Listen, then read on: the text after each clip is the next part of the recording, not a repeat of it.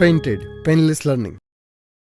નેકેશ સમ તો હાવ આ સમ નથી, સમડી છે બરાબર, હાવ નાની કડી એવી બરાબર ને હાવ ઈઝીવડી છે.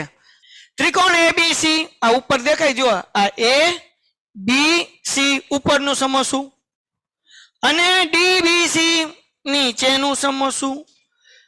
સમાન પાયા બીસી પર આવેલ છે, એનો પાયો તમે જુઓ બીસી બે માં આવ્યો કે ન આવ્યો, તો સમાન પાયો બીસી પર આવેલા છે બરાબર.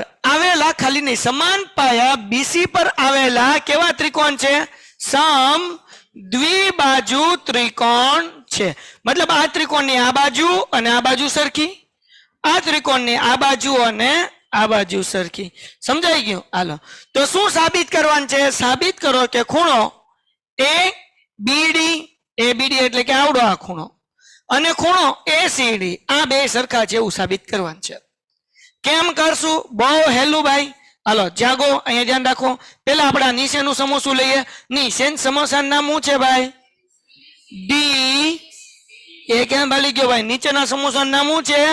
ડી બી સી બરાબર. અહીંયા લખીએ ત્રિકોણ ડી બી સી એ સમબાજુ સમ દ્વિબાજુ ત્રિકોણ છે કે નહીં? કેવો કોણ છે? ત્રિકોણ. કેવો છે? ત્રિકોણ. કેવો ત્રિકોણ? સમદ્વિબાજુ. તો હવે આવડી આ બાજુ ઓળખી, મેં તમને હમણાં કીધું ડીબી અને ડીસી. તો આપણે લખીએ ભાઈ ડીબી બરાબર ડીસી. હા કે ના? હમણાં પ્રમેય નું મેં તમને બોલાવ્યું ભાઈ, પ્રમેય 7.2 શું કે? સમાન બાજુના, આ બે સમાન બાજુ એના સામ સામેનો એક આવડો ખૂણો નાનેવો, આવડો આ ખૂણો, આ બે સરખા હશે તો આ ખૂણાનું નામ કેમ લખાય? D B C. આપણે લખીએ ખૂણો ડી બી સી બરાબર આ ખૂણાનું નામ કેમ લખાય? D B. તો અહીંયા લખીએ ખૂણો ડી સી બી. આ બે સમાન હોય. પ્રમેય 7.2. તો અહીંયા કૌંસમાં હું લખવાનું ભાઈ? પ્રમેય 7.2. કોઈને કઈ ડાઉટ? હવે આની અંદર એક જ સ્ટેપ બાકી, દાખલો પૂરો.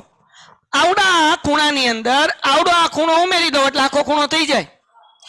આ ખૂણાની અંદર આ ખૂણો ઉમેરી દો એટલે આખો ખૂણો થઈ જાય. તો આપણે બે ખૂણા હરખા ચીજ સાબિત કરવાની છે ને. તો હવે મારા નીચે વાળા ખૂણામાં કયો ખૂણો ઉપર ઉમેરવો પડશે? ઉપર વાળો. તો આ ઉપર વાળા ખૂણાનું નામ શું થાય? એ બી સી. તો હું આ બાજુ પ્લસ કરું ખૂણો ડીબીસી વત્તા ખૂણો એ બી સી.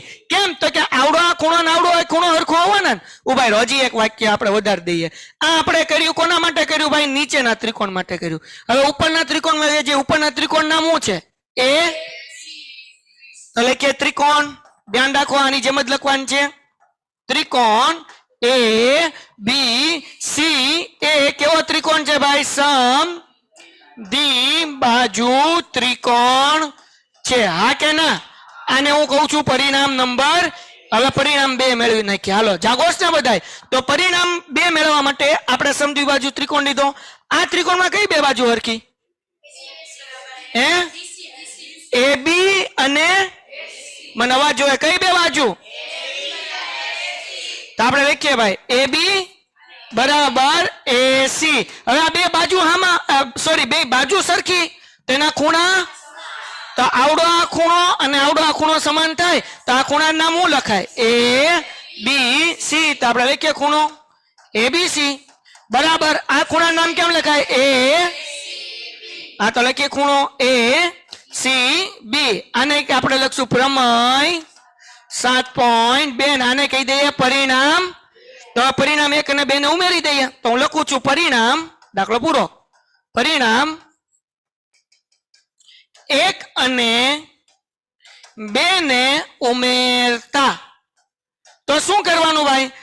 આ જે ડાબી બાજુ છે એનો સરવાળો આની હારે કરવાનો. તો બોલો આ ખૂણો કયો છે? ખૂણો ડી બી સી વત્તા આ ખૂણાનું નામ એ બી સી બરાબર આ બાજુનો આનો સરવાળો કોની હારે કરવાનો ભાઈ? આની હારે બરાબર ને. તો હવે આ બાજુ લઈએ. જમણી બાજુ શું છે? ખૂણો ડી સી બી વત્તા ખૂણો એ સી બી. હવે જોઈએ આપણો જવાબ આવી ગયો કે નહીં. આ ખૂણાનું નામ શું છે? ડીબીસી. હાલો ભાઈ ડીબીસી. આ અડધો ભાગ આવ્યો. પછી હું આવ્યું ભાઈ એબીસી. એબીસી એટલે આ અડધો ભાગ આવ્યો તો આખો ખૂણો થઈ ગયો. તો આખો ખૂણો શું થઈ ગયો? એ અહીંયા લખીએ ખૂણો એ ડી બી બરાબર. એવી રીતના આ અડધો ખૂણો ના અડધો ખૂણો બેનો સરવાળો કર્યો તો આ શું થઈ જશે? એ ડી સી. બરાબર. અહીંયા મારી ભૂલ પડી. અહીંયા શું આવશે? એ બી ડી બરાબર એ સી ડી. બરાબર ને? આ અડધો ખૂણો ને અડધો ખૂણો નો સરવાળો કર્યો એટલે આ આખો ખૂણો થઈ ગયો. આ અડધો ખૂણો અને આ અડધા ખૂણાનો સરવાળો કર્યો એટલે આ થઈ ગયો આખો. કોઈને કઈ ડાઉટ? Painted, Painless Learning.